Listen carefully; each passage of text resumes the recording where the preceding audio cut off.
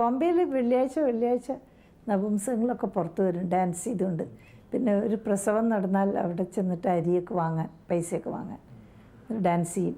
അപ്പോൾ അതൊക്കെ ഞാൻ കണ്ട് ശീലിച്ച. ഡൽഹിയിലും ഡാൻസ്. എൻ്റെ 3ാമത്തെ മകൻ ജനിച്ചപ്പോൾ ഡൽഹിയിലായിരുന്നു. ആ കുട്ടി നപുംസകങ്ങൾ വന്നു പാട്ട് പാടിത്തു, ചെണ്ട പാട്ട്. അത് ഭയങ്കര പാവം തോന്നും. കാരണം അവർ പുച്ഛല്ലേ ആളുകൾക്ക്. എന്തിനാ പുച്ഛിക്കുന്നതല്ല, പക്ഷെ ശാരീരിക വൈകല്യങ്ങൾ, anything abnormal will amuse people. അല്ലെങ്കിൽ അവർക്ക് പുച്ഛം തോന്നും. കഷ്ടമല്ലേ ജന്മന അല്ലേ? അപ്പോൾ അതൊക്കെ ഞാൻ അവർക്ക് വേണ്ടിയിട്ടും കരഞ്ഞിട്ടുണ്ട്. ഓരോരുത്തർക്കും വേണ്ടി കരയാം. ഞാൻ അവരുടെ സ്ഥിതി ഇങ്ങനെയായില്ലേ എന്നിട്ട് ഞാൻ കരയാം. പിന്നെ ബോംബെയിൽ അതിന് ഭാഗ്യമുണ്ടായി. ആ കോളിവാഡ പറഞ്ഞ സ്ഥലത്ത് അവർ താമസിക്കുക. അവരുടെ കോളനിയിലൊന്നും ആരും പോയില്ല പേടിച്ചിട്ട്. ഞാൻ പോയി, ഉച്ച നേരത്തുനിന്ന് ഞാൻ പോയി. ആ സ്വഭാവം ആർക്കും ഇഷ്ടമല്ല. എൻ്റെ ഭർത്താവിനൊന്നും ഇഷ്ടമുണ്ടായിരുന്നില്ല. ഇങ്ങനെ ഡേഞ്ചർ സൈഡിൽ കോളനിയിലൊക്കെ എന്തിനാ ആമി ഉച്ചയ്ക്ക് എണീറ്റ് പോണ്. എനിക്കറിയില്ല എന്തിനാ പോകണമെന്ന്. പോകണം, എനിക്ക് ഭയങ്കര ജിജ്ഞാസയായിരുന്നു. അപ്പോൾ അതുമാതിരി ഫ്രാങ്ക്ഫർട്ടിൽ താമസിക്കുമ്പോൾ ന്യൂ നാസി മൂവ്മെൻറ്റ് തുടങ്ങി എന്ന് പറഞ്ഞു. 10-12 കൊല്ലം മുമ്പ്. ഇന്ന സ്ഥലത്തുണ്ട്, റെയിൽവേ സ്റ്റേഷൻ്റെ അടുത്ത് അവരുടെ ഷോപ്പുണ്ട് എന്നൊക്കെ പറഞ്ഞു. Dangerous people. അവർക്ക് നമ്മളൊന്നും അവിടെ ചെല്ലാൻ തന്നെ ഇഷ്ടമല്ല. പഴയ ഹിറ്റ്ലറിസമാണ്. ന്യൂ നാസി ഇപ്പോൾ ഒരു മൂവ്മെൻറ്റ് തുടങ്ങി. അവർ എങ്ങനെയുണ്ട്, തലമുടി ഇങ്ങനെ കട്ട് ചെയ്തിട്ട് ഇവിടെയൊക്കെ ഷേവ് ചെയ്ത് ഇവിടെ മാത്രം ഇങ്ങനെ ആക്കും. പിന്നെ മോട്ടോർ ബൈക്കിലാണ് പോവുക. ലെതർ ജാക്കറ്റ് ഇടും, കത്തി കൊണ്ടുപോകും, വിരലിലൊരു മോതിരം ഉണ്ടാവും, ഒരു റെഡ് ഇന്ത്യൻ ഫേസാണ്, മറ്റേ മൂക്ക് ഇങ്ങനെ. അപ്പോൾ അതുകൊണ്ട് കണ്ണ് കളയാം. വെപ്പൺസാണ്. കയ്യുമ്മിൽ ഒരു വള ഉണ്ടാവും, പട്ടയാണത്, ലെതർ. അതുമ്മിലൊക്കെ ഇങ്ങനെ സ്പൈക്സ്. അപ്പോൾ അതുകൊണ്ട് ഇടിച്ച ആളുടെ ജീവൻ പോവും. അപ്പോൾ അങ്ങനത്തെ ഒക്കെ വിൽക്കുക, അങ്ങനെ ഒരു ഷോപ്പ്. അപ്പോൾ അവിടെ നിന്ന് പോകാനേ പാടില്ല. ആ റെയിൽവേ സ്റ്റേഷൻ്റെ അടുത്ത് പോകരുതെന്ന് പറഞ്ഞു എല്ലാവരും ഫ്രാങ്ക്ഫർട്ട്. കാരണം അവിടെയാണ് ഈ സീമി സൈഡ് എന്ന് പറഞ്ഞ മാതിരി എല്ലാ പ്രോസ്റ്റിറ്റ്യൂട്ട്സും അങ്ങനത്തെവരൊക്കെ അവിടെ. അപ്പോൾ പിന്നെ അവിടെയല്ലേ എനിക്ക് പോകേണ്ടത്. സെമിനാർ അറ്റൻഡ് ചെയ്തുകൊണ്ട് ഇങ്ങനെ ഇരുന്നാലേ എനിക്കൊന്നും കിട്ടൂല അല്ലേ. സോ ഞാൻ പതുക്കെ ഉച്ച നേരത്ത് 2ാമത്തെ ഉച്ചക്കലത്തെ സെമിനാർ കട്ട് ചെയ്ത് പതുക്കെ പോകും. പിന്നിൽ കൂടി എല്ലാവരും വിചാരിക്കും മൂത്രമൊഴിക്കാൻ പോകുക, ഞാൻ പിന്നെ മടങ്ങില്ല. അപ്പോൾ അവരൊക്കെ നോട്ടീസ് ചെയ്തു. കുറേ 3-4 ദിവസം കഴിഞ്ഞപ്പോൾ അവർ ചോദിച്ചു, എന്താ നിങ്ങൾക്ക് വേണ്ടത്? ഒരു ഇന്ത്യക്കാരി ഇങ്ങനെ അല്ലേ, നിങ്ങൾ എന്ത് കാണാനേ ഞങ്ങളെങ്ങനെ ഫോളോ ചെയ്യും, ഞങ്ങളുടെ ഷോപ്പിൻ്റെ അവിടെ നിൽക്കണത്. സോ ഞാൻ പറഞ്ഞു, ഇതൊക്കെ കണ്ടിക്കുക അതിശയായി ഈ സാധനങ്ങൾ, നിങ്ങൾക്ക് വേണോ ചോദിച്ചു. എനിക്ക് വേണമെന്ന് പറഞ്ഞു. അപ്പോൾ 20 US ഡോളർ കൊടുക്കണം ഒരു ഇതിന്. US ഡോളേഴ്സ് എടുക്കും അവർ. അതിന് മോതിരത്തിന് 5 ഒക്കെ മേടിച്ചു. വെപ്പൺസ്. പിന്നെ നീളത്തിലൊരു പേഴ്സാണ്, അതിന് കണ്ണീണ്ടോ, അതിൻ്റെ ഒരു കോർണർ ഷാർപ്പ്, ഇങ്ങനെ അത് ഇടിച്ചാൽ മതി. ഇവിടെ മുറി സ്ട്രേറ്റ്. ജുഗുലർ വെയിൻ നമുക്ക് മുറിക്കാം, ആളെ കൊല്ലാം. സോ ഒക്കെ മേടിച്ചേന് 2 അങ്ങനത്തെ പേഴ്സ്. ഇത് പിന്നെ ഞാൻ പറഞ്ഞു, ഇങ്ങനെ നിയോ നാസി മൂവ്മെൻ്റ് ഉണ്ട്, നിങ്ങൾക്കൊക്കെ ഞങ്ങൾ ദേഷ്യമാണെന്ന്. അപ്പോൾ ഇംഗ്ലീഷ് അറിയണവരും ഉണ്ട് അവിടെ, ജർമ്മൻ മാത്രമല്ല. എൻ്റെ മകന് ജർമ്മൻ അറിയും, പഠിച്ചിട്ടുണ്ട്. എനിക്ക് പഠിച്ചിട്ടില്ല. അതുകൊണ്ട് ഇംഗ്ലീഷ് അറിയണവരുണ്ട് അവിടെ, പഠിപ്പുള്ളവരൊക്കെ ഉണ്ട്. പക്ഷേ ഇംഗ്ലീഷ് കുറച്ച് ജർമ്മൻ അറിയണത് നല്ലതാണ്. മോനുമൊക്കെ 2 കൊല്ലം ജർമ്മൻ പഠിച്ചു.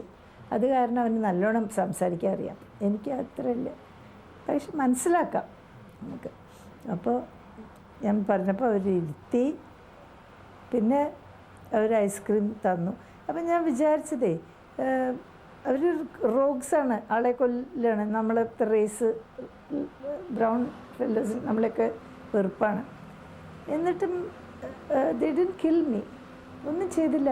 എനിക്ക് ഐസ്ക്രീം അടിച്ച് തരുമെന്ന്. കുടിക്കാനുള്ള വല്ലതും വേണോ ചോദിച്ചു. അവരൊക്കെ ബിയറ് വെള്ളത്തിന് പകരം കുടിക്കും, ജിന്നും ഇതൊക്കെ ഇടും. എനിക്ക് ശീലമില്ലാത്തതുകൊണ്ട് വേണ്ട പറഞ്ഞു. അതെന്താ ഞാൻ പറഞ്ഞു, അത് തേച്ച് വെക്കും. അപ്പോൾ പൊന്ത് എൻ്റെ മുഖത്ത് ആൽക്കഹോളിൽ മരുന്ന് കഴിച്ചാലും കൂടി. വാട്ടർബെറീസ് കോമ്പൗണ്ട് ആസിഡിന് ഒരിക്കൽ വാങ്ങി തന്നു.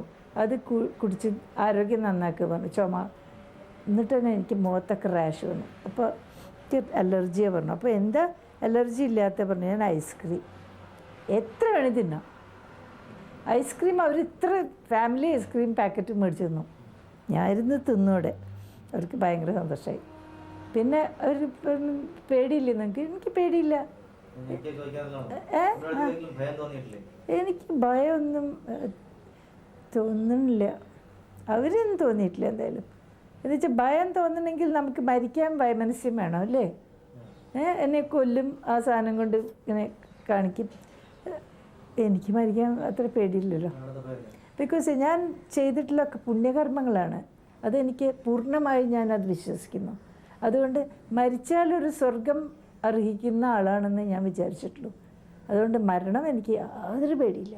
പിന്നെ ദൈവത്തെപ്പറ്റി വലിയൊരു ബോധമുണ്ട് എനിക്ക്, തീർച്ചയുണ്ട്. ഞാൻ ഒരിക്കലും നിരീശ്വരവാദി ആയിട്ടില്ല.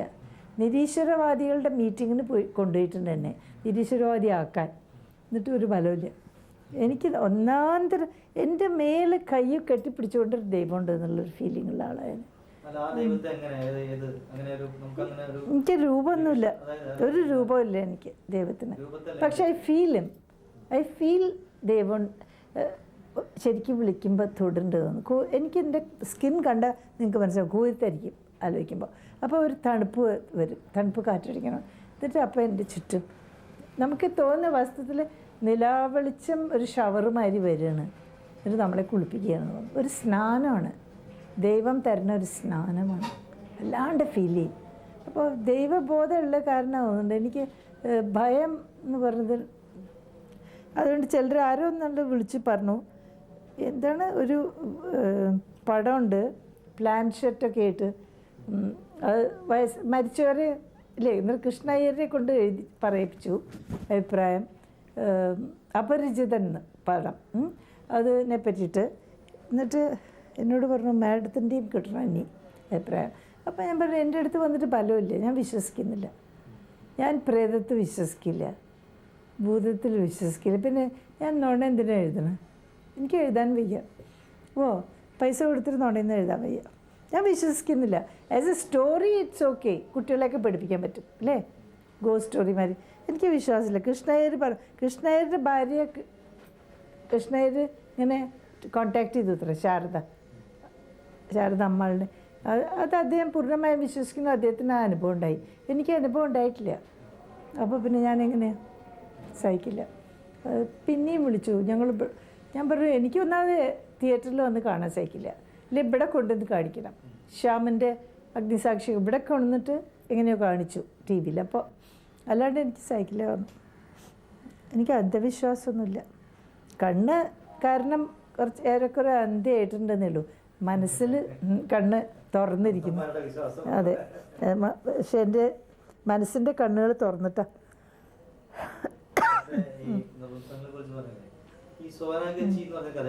ഏതാത്? അത് വല്ലാതെ മനസ്സ് തട്ടിയിട്ട് എഴുതിയതാ. ഞാൻ അവരെ അല്ല സോന കച്ചി കാണാനുള്ള ഭാഗ്യം ഉണ്ടായിട്ടില്ല, കേട്ടിട്ടേ ഉള്ളൂ. പോയ ഒരാൾ ഞങ്ങളുടെ വീട്ടിൽ ഉണ്ണാൻ വന്നു.